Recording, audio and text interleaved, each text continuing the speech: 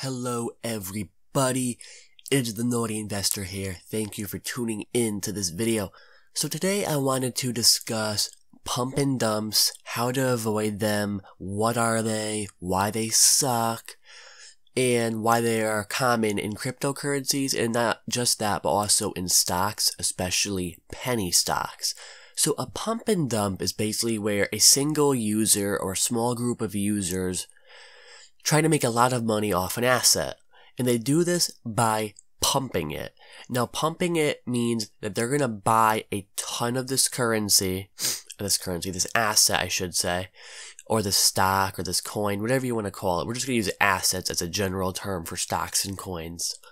And they buy a ton of it, so the price of it goes up, because that's supply and demand, right? If the demand goes up for something, the price of it goes up. So they usually will do it with an unpopular thing, because it's much easier to do it with that, because then the the price float rate is very high. So basically, if they put $1,000 into it, it's going to go up dramatically. Where if someone put $1,000 into Bitcoin, it's not really going to go up dramatically. It's just the price might go up a little bit. But they find coins that are very unpopular or stocks that is very unpopular, and they pump a ton of money into it, and this causes the stock price or the coin price to go up. Now, other investors see this, they go, oh my god, why is the stock rising? And they start to get interested in it. So then, the people who originally, pumped it, they pump it even more. And they do this by buying advertisements. They buy, Google ads, buy this coin, Facebook ads, this coin's gonna go up 1,000% this year. And then other people start saying it, and they start buying into it, right? And then these are the victims of it, because they start buying when it gets higher. They buy, because they're not gonna buy just some obscure coin. Once the coin's already high, they get interested in it and they start buying it. And so they're going to be the ones who are the victims of this. The people who originally pumped it, they're going to make the money off this. So the victims buy the coin when it gets higher, and the pumpers keep pumping it, and the victims keep buying it as the coin gets higher and higher and higher. And then what happens?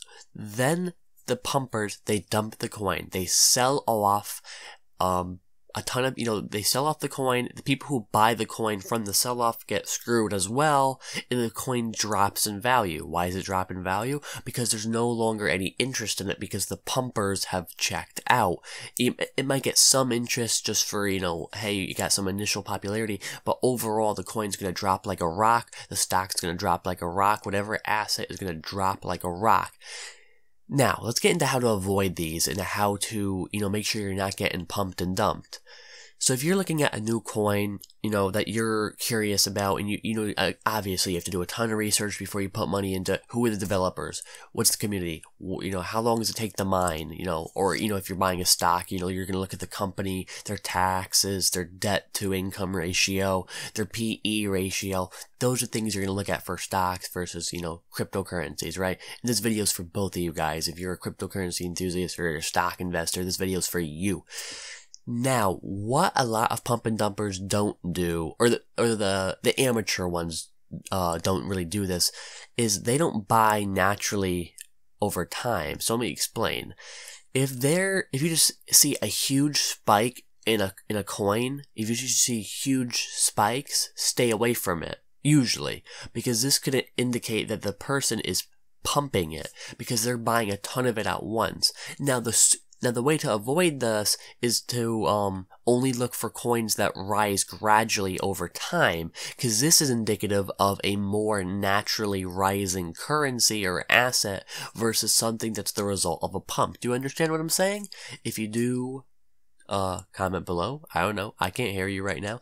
But yeah, what I'm trying to explain is that a lot of pumpers that aren't very smart, they just, they'll put 10 grand into a coin, shoots through the roof, they buy some marketing, and then they dump it after people buy it, right?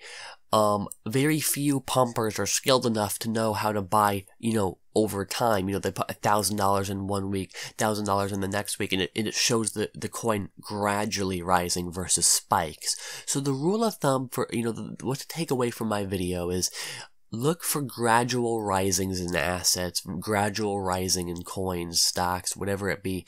Don't try and buy on things that are spiking, going up 300%, dropping, you know what I mean? You want to look at something that looks like people are naturally getting more interested in it, because that's how things work. Usually things don't just get a ton of interest at once, just snap and they get a ton of interest. No, they will usually, it gets an initial spark and then more and more people get interested and they keep going up and up and up, kind of like fidget spinners.